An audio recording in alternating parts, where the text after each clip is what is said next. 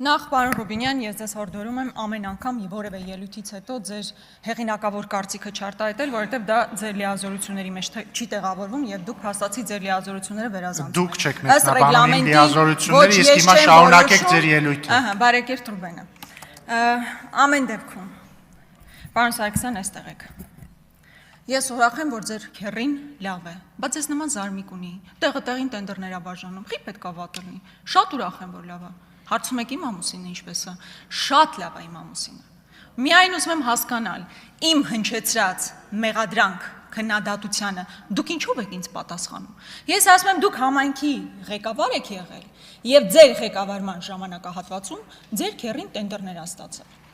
Դուք ինձ ինչու եք մեղադրում։ Իմ գործողությունների կամ իմ կանդրադառնամ, իմ ընտանիքի անդամների կողմից իրականացված որ գործողությունն է ապօրինի կամ շահերի բախման տիրույթում։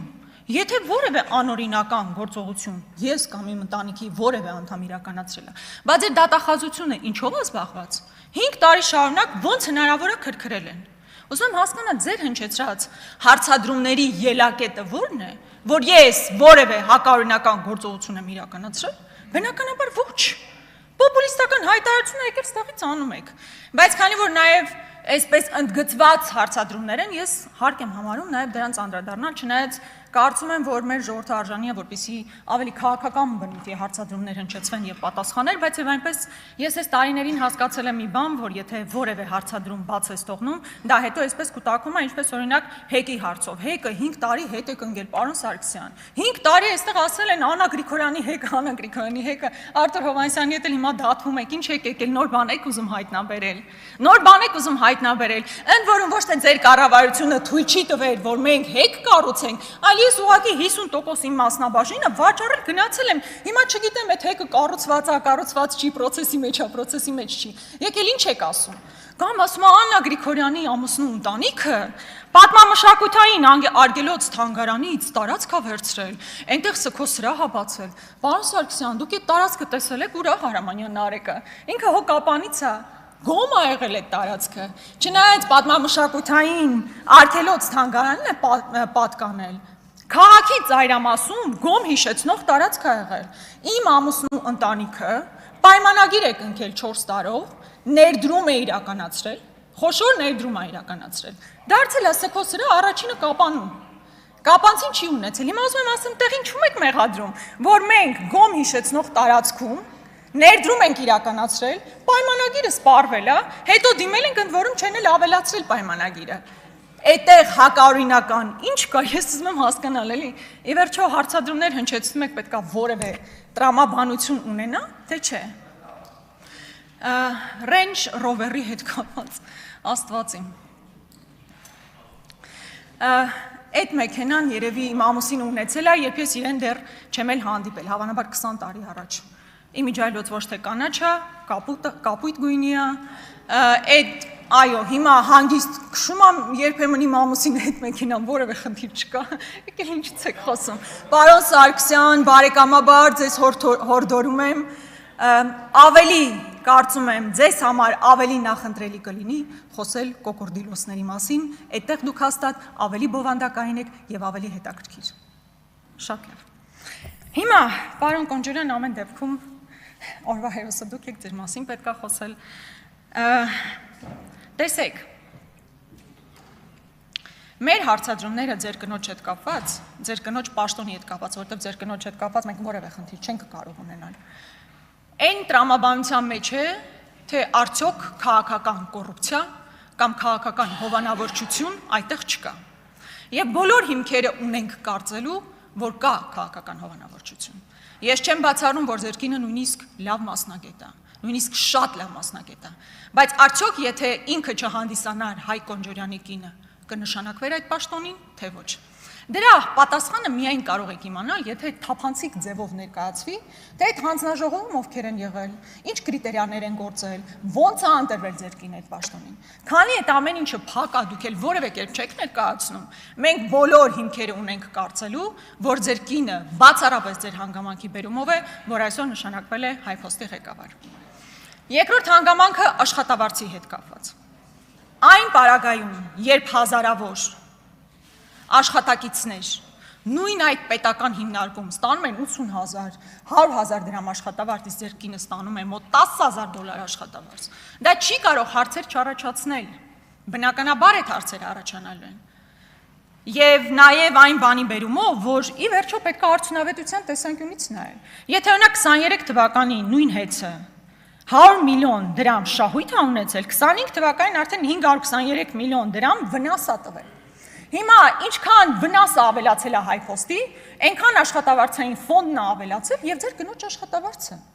Ամբողջ խնդիրը սա է, նույնիսկ եթե մտածենք, որ ձեր կինը թափանցիկ կերպով ընտրվել է հանձնաժողովի HiPost-ի ղեկավար, միևնույն է ինքը անարդյունավետ է գործել եւ քանի որ HiPost-ը պետական ձեռնարկություն է, մենք չենք կարող դրան չանդրադառնալ։ Եվ գիտեք, այստեղ $10,000 որ հնչեց, ինչ եմ ուզում հիշեցնել։ Եվ այստեղ հատկապես, պարոն Կոնջարյան, ուզում եմ ձեզ դիմել, որպես նախկինում քաղաքական մեծամասնության ֆրակցիայի ղեկավար, երբ ես տարիներ շարունակ այստեղից ասում էի, կան տասնյակ մարդիկ, ովքեր անիվ հիմնադրամում աշխատում են ու $10,000 աշխատավարձ են ստանում, պլյուս պարգևավճարներ, պլյուս խոշոր գործուղումներ եւ գործուղումների ժամանակ ստացած գումարներ, դուք գալիս ինձ փորձում եք հակադարձել, ասելով, որ նման բան չկա, կամ հողում եք կատարում, այսինքն թեման փորձում եք շեղել։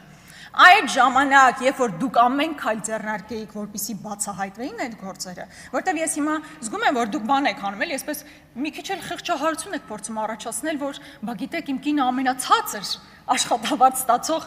բանն է, ղեկավարն է, այտենց հազիվ յոլա ենք գնում այդ տրամաբանության մեջ, բայց եղել են տասնյակ մարդիկ, ու ես կարծում եմ ձեր նկատմամբ անարդար է, որ բոլորս գիտենք, որ ձեր կինը $10,000 է ստանում, ինչը ժողովրդի նկատմամբ անարդար է ևս, բայց նաև ձեր նկատմամբ անարդար, իսկ այն մարդիկ, ովքեր անիվ հիմնադրամում ծվարած $10,000 են ստացել տարիներ շարունակ ու վատնել են մեր քաղաքացիների գումարը, մենք մինչև այսօր չենք իմացել, բայց դուք ունեցել եք հնարավորություն ինչ որ ձև նպաստելու, որ դա բացահայտի ու դա չեք արել։ Հաջորդը, պարոն Կոնջարյանի հետ կապված նաև մի դրվագ կար, ես ուզում եմ հիշեցնել, վերջինիս տան հետ կապված, եթե չեմ սխալվում, ինչ որ ձև դուք ժամանակին անդրադարձել եք, բայց քանի որ ձեր հարցն է քննարկվում, ես առաջարկում եմ դա ևս վերհիշել։ Պարոն Կոնջարյանը գնում է տուն, շատ լավ է, երջանիկ ապրեք այդ տանը, այն գնում է 54 միլիոն դրամով։ Լրատ հետքը, եթե չեմ սխալվում, այո, հետքը բացահայտել էր, որ նմանատիպ տունը այդ հատվածում արժե մոտ 75 միլիոն դրամ։ Այսինքն էականորեն ցածր։ Հիմա միգուցե որևէ մեկի մոտ հարց առաջանա, իբր այստեղ ինչ խնդիր կա, որ։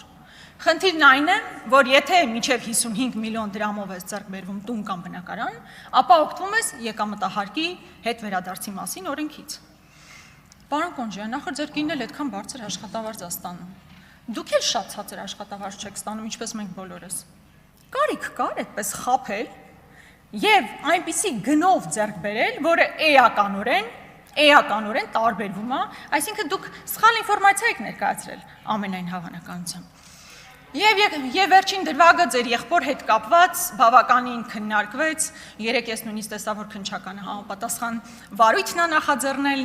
երևի մեր քննարկումների ֆոնին։ Բայց ինչ է տեղ ունեցել, սիրելի հայրենակիցներ։ Այն, որ երկու անձի միջև խնդիր կար, այդ իրանց գործն է, Աստված իրանց հետ։ Պարոն Կոնջարյան, ձեր եղբայրը երկար ժամանակ մեքենայով պտտվում էր եւ մեկ այլ անձի տան մոտով անցնելիս հայհոյում էր, սպառնում էր, բայց դա էլ հերիք չի, նրան ուղեկցվում է պարեկը։ Ինձ մի հատ խնդրում եմ բացատրեք, այդ ո՞նց է տենց ստացվում։ Միայն այն բանի բերումով, որ այդ մարդու ազգանունը Կոնջարյանը ինքը ունի այդ լիազորություններն ու առավելությունները, որ ինքը չլիներ Կոնջարյան Հայկի եղբայրը, պարեկը իր հետևից այդպես կպտտվեր ու կպաշտպաներ այն ժամանակահատվածում, երբ ինքը գնացել է ուրիշի ընտանիքին է սպառնացել, ու ավելին դուք իմացել եք այդ ամեն ինչի մասին եւ որևէ քայլ չեք ձեռնարկել։ Այս շուխուրից հետո միայն քննչականը որոշել է, որ պետք է ինչ որ քրեական վարույթ նախաձեռնի։ Շատ բաներ կար ասելու, բայց ավարտվեց։ Ֆրակցիայից հավանաբար ես չեմ խոսի, բայց ուզում եմ պաշտոնապես ասել, որ մենք չենք մասնակցելու Հայ Կոնջարյանի ընտրությանը։